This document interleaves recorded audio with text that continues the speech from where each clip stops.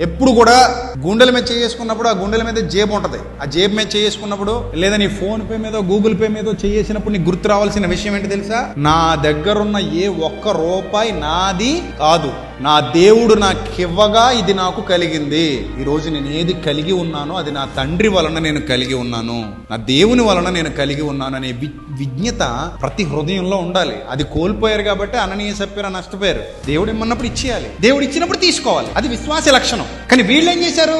దేవుడు ఇచ్చినప్పుడు తీసుకున్నారు, దేవుడు ఇమ్మన్నప్పుడు మాత్రం దాచుకున్నారు, దోచుకున్నారు, అబద్ధం చెప్పారు. అప్పుడు అడుగుతున్నాడు పేతురు, నువ్వు భూమిని అమ్మినవేలా ఇంతేనా అంటే ఇంతే అన్నాడు. అబద్ధం.